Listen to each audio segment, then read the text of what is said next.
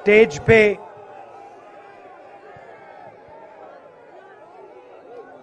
वरिष्ठ नेता,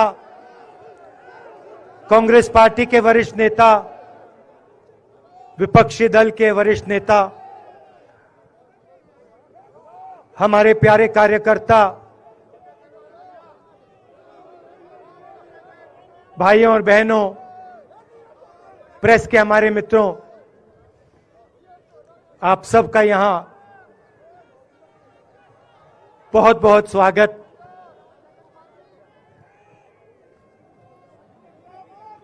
आप आज यहां बर्फ में खड़े हैं, मगर आप में से किसी को सर्दी नहीं लग रही है। आप बारिश में खड़े हुए, कोई भीगा नहीं। गर्मी में आपको गर्मी नहीं लगी, सर्दी में आपको सर्दी नहीं लग रही है,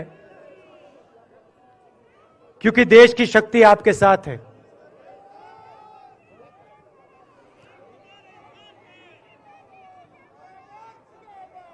प्रियंका की बात मैं सुन रहा था।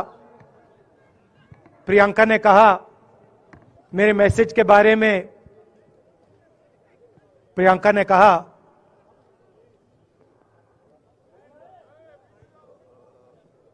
नॉर्मली होता नहीं है, मगर मेरे आंख में आंसू आए।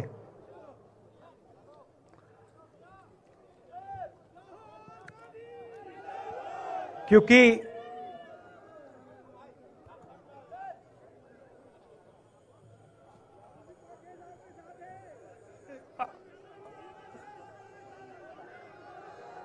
मैं कन्याकुमारी से चला, शुरुआत की और पूरे देश में हम पैदल चले। मैं सच बताऊं,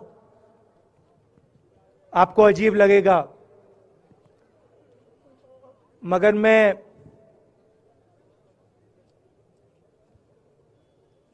बहुत सालों के लिए हर रोज 8-10 किलोमीटर दौड़ता हूं। तो मैंने सोचा था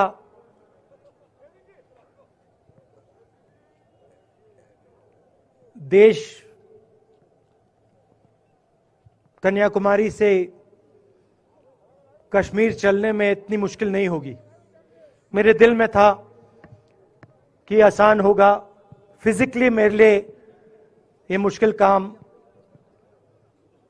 मैंने सोचा था मुश्किल काम नहीं होगा। शायद मैं काफी वर्जिश करता हूं, थोड़ा सा अहंकार आ गया, जैसे आ जाता है।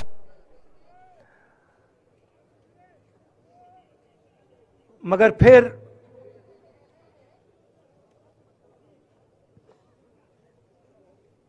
बात बदल गई।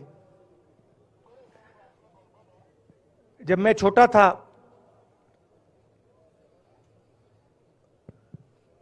फुटबॉल खेलता था,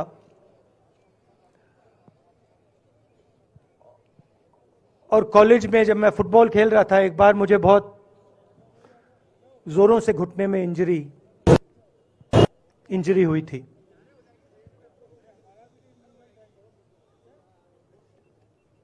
मैं उसको भूल गया था।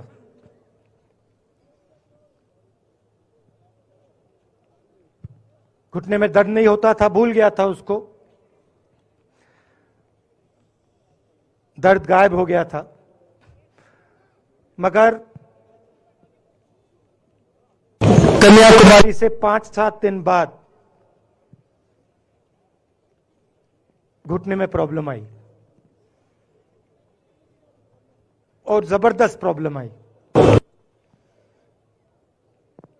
पूरा अहंकार उतर गया और मैं सोचने लगा, क्या मैं ये जो 3,500 किलोमीटर हैं, क्या मैं इनको चल पाऊंगा या नहीं। तो जो मैंने सोचा था आसान काम होगा, वो काफी मुश्किल हो गया। मगर फिर मैंने किसी ना किसी तरीके से ये काम पूरा कर दिया। बहुत कुछ सीखने को मिला, बहुत कुछ सीखने को मिला। मैं आपको बोलूं तो दर्द सहना पड़ा काफी, मगर सह लिया। रास्ते में एक दिन मुझे दर्द हो रहा था, काफी दर्द हो रहा था, और मैं सोच रहा था अब 6-7 घंटे और चलने हैं। और उस दिन मुझे लग रहा था कि आज मुश्किल है। और एक छोटी सी बच्ची आई, दौड़ती हुई आई मेरे पास, और मुझे कहती है कि मैंने तुम्हारे लिए कुछ लिखा है, मगर तुम अभी मत पढ़ो, इसको बाद में पढ़ना।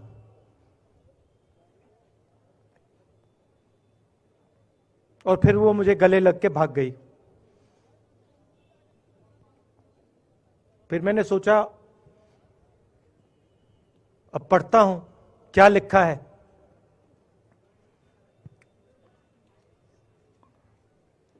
तो उसने लिखा था कि मुझे दिख रहा है कि आपके घुटने में दर्द है, क्योंकि आप जब उस पैर पे वजन डालते हो तो आपके चेहरे पे दिखता है कि दर्द है। मगर मैं आपको बताना चाहती हूं कि मैं आपके साथ कन्याकुमारी नहीं चल सकती हूं, क्योंकि मेरे माता पिता नहीं चलने दे रहे हैं।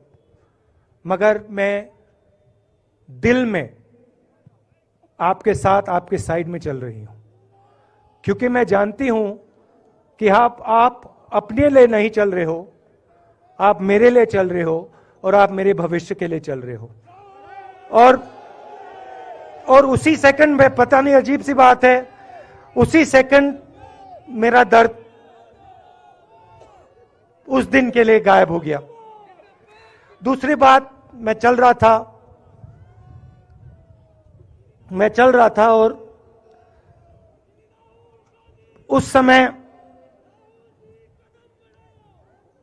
उसी समय वहां पे थोड़ी सर्दी बढ़ रही थी।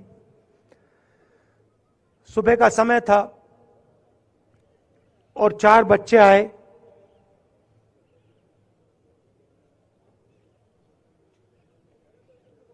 पता नहीं कहना चाहिए या नहीं।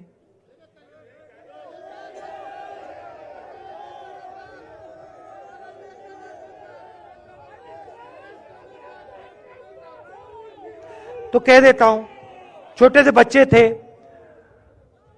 भिखारी थे, भीख मांगते थे, और मेरे पास आए। कपड़े नहीं थे, मैंने देखा, शायद मजदूरी भी करते थे तो थोड़ी मट्टी थी उन पे। खैर, मैं ये चीजें देखता नहीं हूं, तो मैं उनके साथ गले लगा, घुटनों पे गया, ऐसे उनको पकड़ा मैंने, क्योंकि मैं उनकी लेवल पे रहना चाहता था। और फिर, नहीं सुनिए, मैं ये बात कहना नहीं चाह रहा था मगर कह दूंगा। तो उनको ठंड लग रही थी, वो कांप रहे थे, शायद उनको खाना नहीं मिला था, छोटे बच्चे मजदूरी कर रहे थे।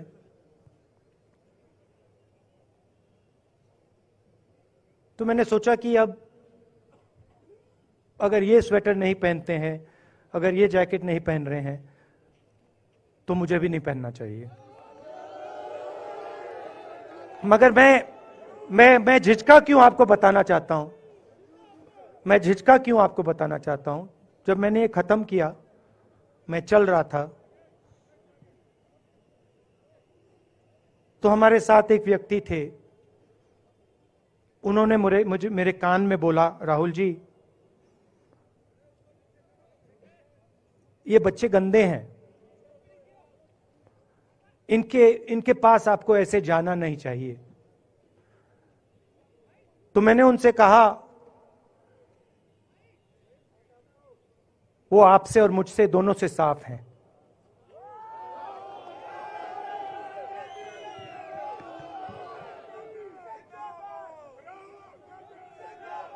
तो देश में कभी कभी यह विचारधारा दिखाई दे जाती है। दूसरी बात आपको बता देता हूं, शायद लोगों को अच्छी ना लगे।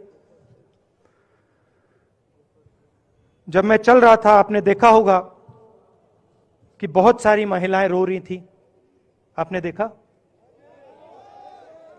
आपको मालूम है क्यों रो रही थी? नहीं, उसमें से बहुत सारी महिलाएं इमोशनल थी, मुझसे मिलकर रो रही थी। मगर उसमें बहुत सारी ऐसी भी महिलाएं थी जिन्होंने मुझे बोला कि उनके साथ बलात्कार हुआ है, उनको किसी ने मोलेस्ट किया है, उनके किसी रिश्तेदार ने उनको मोलेस्ट किया है।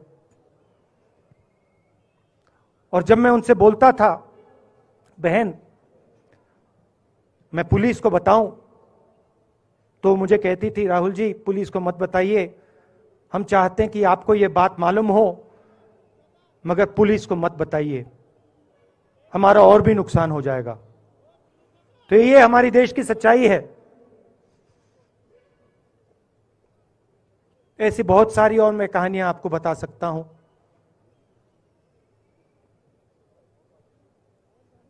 तो फिर मैं कश्मीर की ओर आ रहा था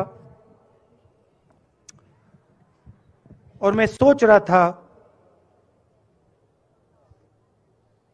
कि इसी रास्ते पे मैं नीचे से ऊपर जा रहा हूं। मैं सोच रहा था कि इसी रास्ते से सालों पहले मेरे रिश्तेदार नीचे से ऊपर आए, सॉरी ऊपर से नीचे आए, कश्मीर से इलाहाबाद गंगा की ओर गए। और मुझे ऐसा लग रहा था कि मैं वापस अपने घर जा रहा हूं।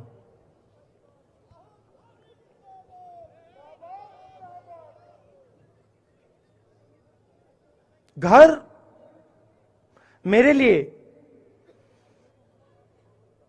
जब से मैं छोटा था, मैं सरकारी घरों में रहा हूं, मेरा अपना घर नहीं है।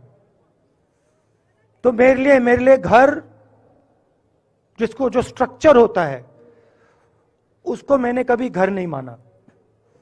वो मेरे लिए, मैं कहीं भी रह लूं, वो एक इमारत होती है, वो घर नहीं होता है।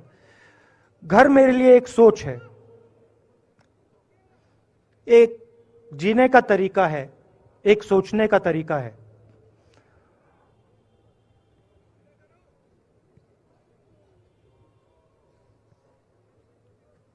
और यहां पे जिस चीज को आप कश्मीरियत कहते हो, उसको मैं अपना घर मानता हूं। अब ये कश्मीरियत है क्या? ये जो शिव जी की सोच है एक तरफ, और थोड़ी सी गहराई में जाएंगे तो उसको शून्यता कहा जा सकता है। अपने आप पर, अपने अहंकार पर, अपने विचारों पर आक्रमण करना। और दूसरी तरफ इस्लाम में, जिसको शून्यता यहां कहा जाता है, वहां फना कहा जाता है। सोच वही है। इस्लाम में फना का मतलब अपने ऊपर आक्रमण, अपनी सोच पर आक्रमण, जो हम अपना किला बना देते हैं कि मैं ये हूं, मेरे पास ये है, मेरे पास ये ज्ञान है, मेरे पास ये घर है, उसी किले पर आक्रमण करना, वही है शून्यता, वही है फना। और इस धरती पे ये दो जो विचारधाराएं हैं,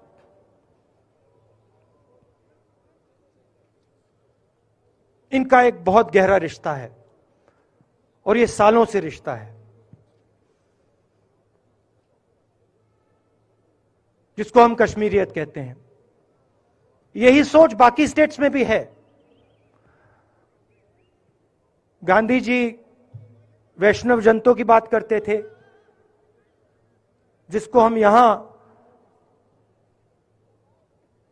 शून्यता, फना कहते हैं, उसको गुजरात में वैष्णव जनतो कहा जाता है। असम में शंकर देव जी ने भी यही बात कही। कर्नाटक से हमारे यहां जो लोग आए हैं, वहां बसवा जी ने यह बात कही। केरल में नारायण गुरु ने ये बात की। महाराष्ट्र ने ज्योतिबा फुले जी ने यह बात की। और यहां इसको हम कश्मीरियत कहते हैं। लोगों को जोड़ना और दूसरों पर आक्रमण नहीं करना, अपने आप पर आक्रमण करना, अपनी कमी देखना।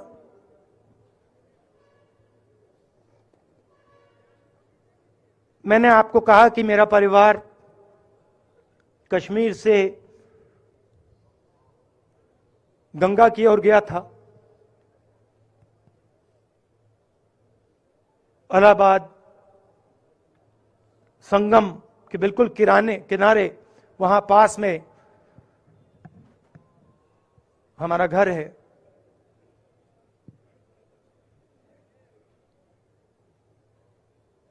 तो जब यहां से वो वहां गए, उन्होंने कश्मीरियत की जो सोच थी उसको गंगा में डाला था। गंगा में ले गए उस सोच को और उत्तर प्रदेश में उस सोच को फैलाया था, जिसको उत्तर प्रदेश में गंगा जमुना तहजीब कहा जाता है।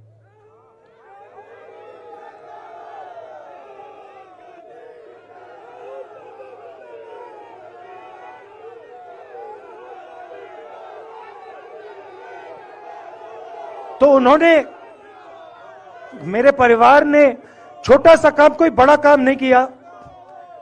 जो आपने उनको सिखाया, जो जम्मू कश्मीर के लोगों ने उनको सिखाया, लद्दाख के लोगों ने सिखाया, क्योंकि उसमें बौद्ध धर्म भी है, उनके पास भी वही सोच, शून्यता की सोच उधर भी है। वो उसको ले गए और उस विचारधारा को, सोच को गंगा में उन्होंने रखा। तो मैं ये सोच रहा था, जब यहां आ रहा था, पैदल चल रहा था, और मुझे सिक्योरिटी वालों ने कहा था कि देखिए, आप पूरे हिंदुस्तान में चल सकते हो, जम्मू में भी चल सकते हो, मगर आखिरी जो 4 दिन हैं कश्मीर में, आपको गाड़ी से जाना चाहिए।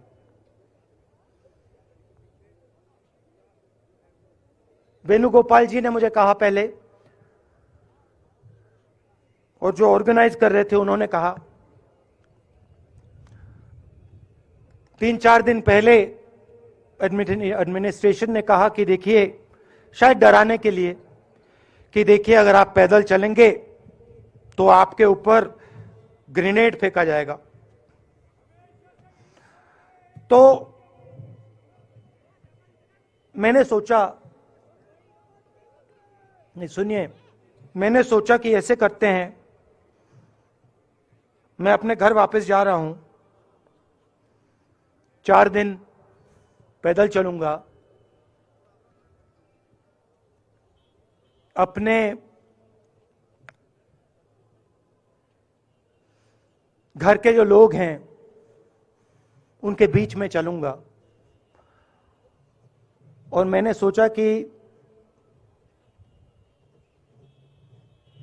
जो मुझसे नफरत करते हैं उनको क्यों ना मैं एक मौका दूं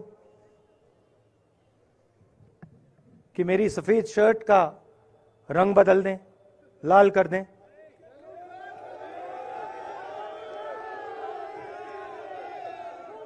क्योंकि मेरे परिवार ने मुझे सिखाया है, गांधी जी ने मुझे सिखाया है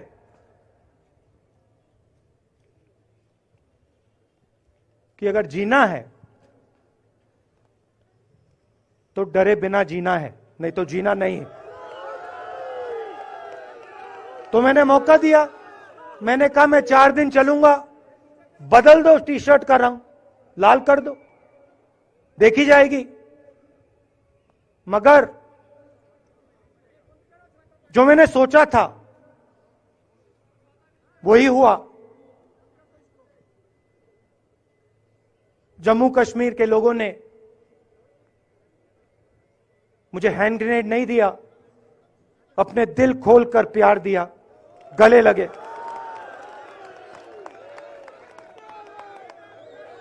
और मुझे बहुत खुशी हुई कि उन सब ने मुझे अपना माना, और प्यार से बच्चों ने, बुजुर्गों ने आंसुओं से मेरा यहां स्वागत किया। मैं अब जम्मू कश्मीर के लोगों से, और जो यहां हमारे सेना के लोग काम करते हैं, सीआरपीएफ के लोग काम करते हैं, उनको मैं कुछ कहना चाहता हूं। सबको, जम्मू कश्मीर के युवाओं को, बच्चों को, माताओं को, सबको, सीआरपीएफ के, बीएसएफ के, आर्मी के जवानों को, उनके परिवारों को, उनके बच्चों को मैं कहना चाहता हूं, देखिए, मैं हिंसा को समझता हूं, मैंने हिंसा सही है, देखी है। जो हिंसा नहीं सहता है, जिसने हिंसा नहीं देखी है, उसे यह बात समझ नहीं आएगी। जैसे मोदी जी हैं, अमित शाह जी हैं, आरएसएस के लोग हैं, उन्होंने हिंसा नहीं देखी है।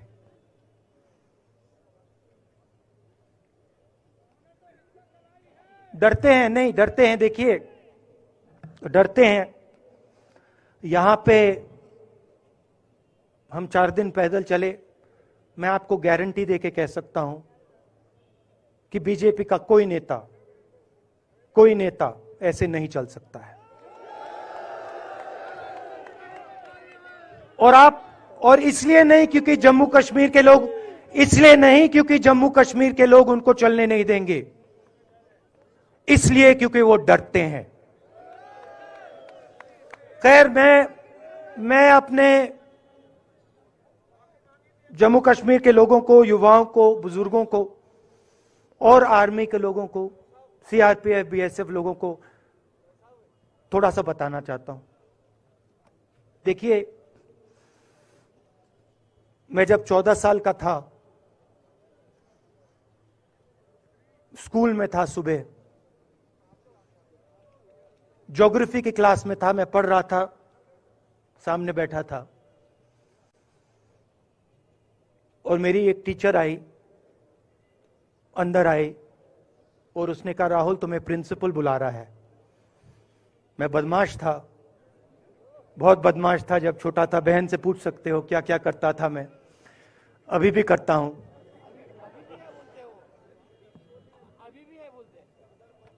मैंने सोचा प्रिंसिपल बुला रहा है, मैंने कुछ गलती की होगी, अब मार पिटेगी। वहां पे केनिंग होती थी, मैंने सोचा था अब केनिंग होगी मेरी। मगर जब मैं चल रहा था, जिस टीचर ने मुझे बुलाया उसको देखकर मुझे कुछ अजीब सा लगा। और जब मैं प्रिंसिपल के ऑफिस पहुंचा तो प्रिंसिपल ने कहा, राहुल तुम्हारे घर से फोन कॉल है।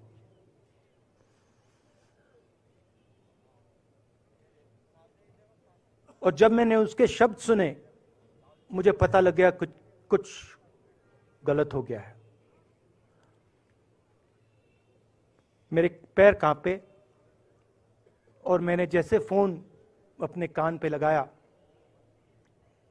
तो मेरे मां के साथ एक औरत काम करती है, वो चिल्ला रही थी, राहुल दादी को गोली मार दी, दादी को गोली मार दी, दादी को गोली मार दी। 14 साल का था।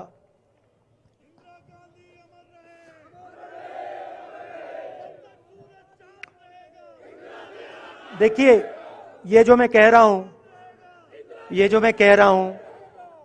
जो मैं अभी कह रहा हूं, ये बात प्रधानमंत्री को नहीं समझ आएगी, ये बात अमित शाह जी को नहीं समझ आएगी, ये बात डोवल जी को भी नहीं समझ आएगी, मगर ये बात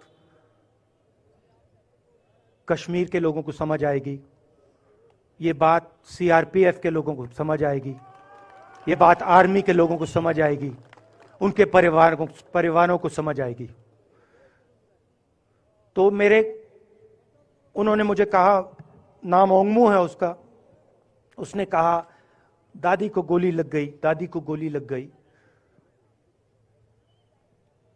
और फिर मुझे गाड़ी में वापस ले गए, प्रियंका को मैंने स्कूल से उठाया, मैं वापस गए।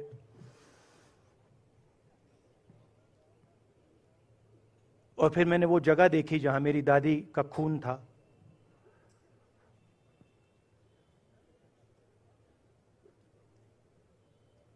पापा आए, मां आई, मां बिल्कुल हिल गई थी, बोल नहीं पा रही थी।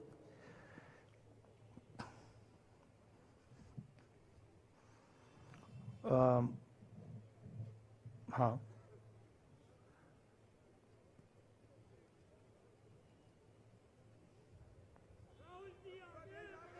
फिर क्या हुआ, तो जो हम लोग हैं जिन्होंने हिंसा देखी है,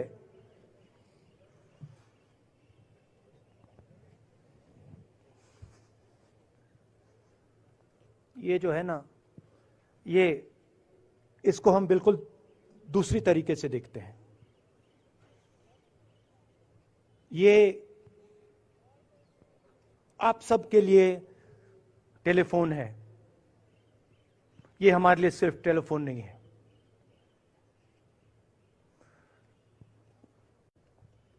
उसके बाद 6-7 साल बाद मैं अमेरिका में था और फिर से टेलीफोन आया। 21 में टेलीफोन आया। जैसे बहुत सारे, जैसे जो पुलवामा में हमारे सैनिक मरे थे, उनके घर टेलीफोन आया होगा, हजारों कश्मीरी लोगों के घर टेलीफोन आया होगा, सेना के परिवारों को टेलीफोन आया होगा, वैसा ही टेलीफोन आया। पिता के एक दोस्त थे, उन्होंने मुझे फोन किया और कहा, राहुल बुरी खबर है। मैंने उनसे कहा, मैं जानता हूं, पापा मर गए। कहते हैं हाँ। मैंने कहा धन्यवाद, फोन रख दिया। तो मेरा कहना है जो हिंसा करवाता है, जैसे मोदी जी हैं, अमित शाह जी हैं, अजीत डोवल जी हैं, आरएसएस के लोग हैं, वो इस बात को समझ नहीं सकते हैं, वो दर्द को समझ नहीं सकते हैं।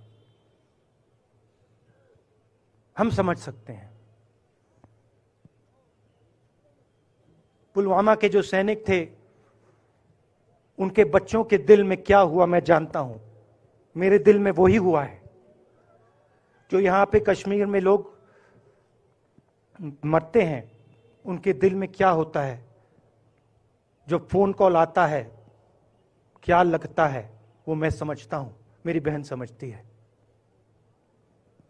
तो कल किसी जर्नलिस्ट ने मुझसे पूछा, यात्रा का क्या लक्ष्य है?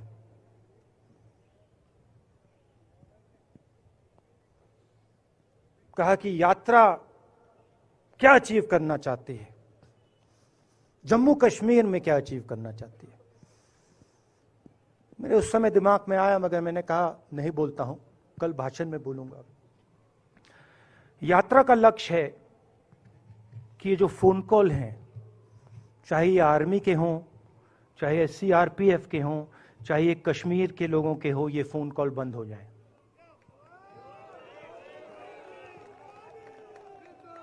कि ये फोन कॉल किसी बच्चे को, किसी मां को, किसी बेटे को ना लेना पड़े। मेरा लक्ष्य ये जो फोन कॉल हैं, इनको बंद करने का है। अब देखिए, बीजेपी आरएसएस के लोग आक्रमण किस चीज पे कर रहे हैं। मुझे गाली देते हैं, मैं उनका धन्यवाद करता हूं, क्योंकि मैंने आपको शून्यता की बात की, शिव की बात की, उसको मैं समझता हूं और मैं दिल से उनका धन्यवाद करता हूं कि जितना भी वो मेरे ऊपर प्रेशर डालें, जितनी भी गाली लगाएं, जो भी वो करें, उससे मैं सिर्फ सीखता हूं। तो मैं एक प्रकार से उनका धन्यवाद करता हूं।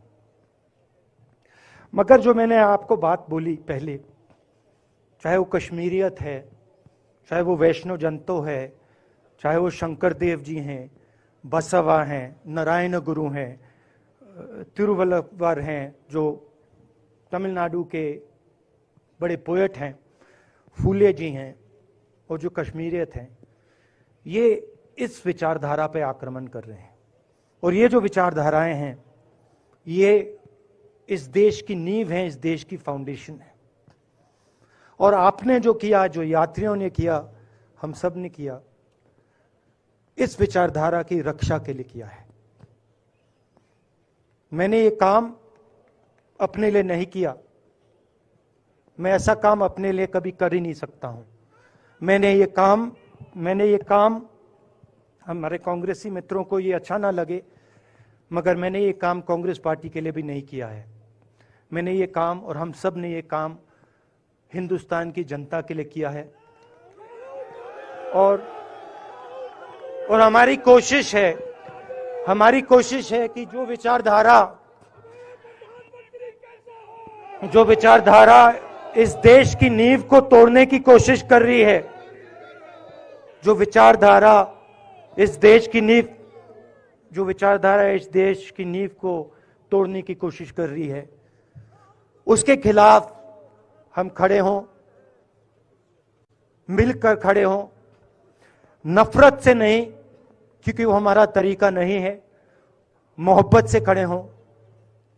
मैं जानता हूं कि अगर हम मोहब्बत से खड़े होंगे, प्यार से बात रखेंगे, तो हमें सफलता मिलेगी।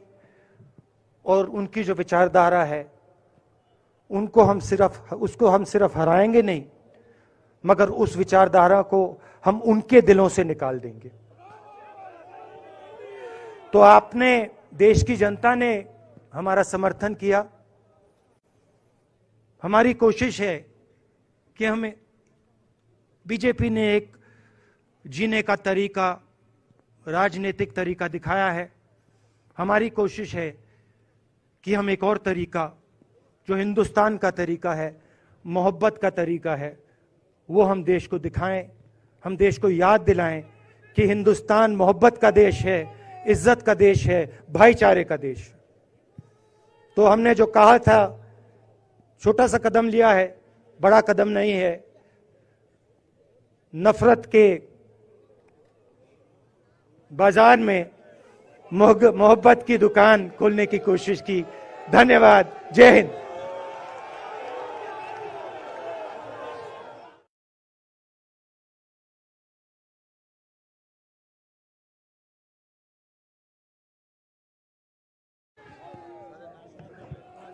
हम राहुल गांधी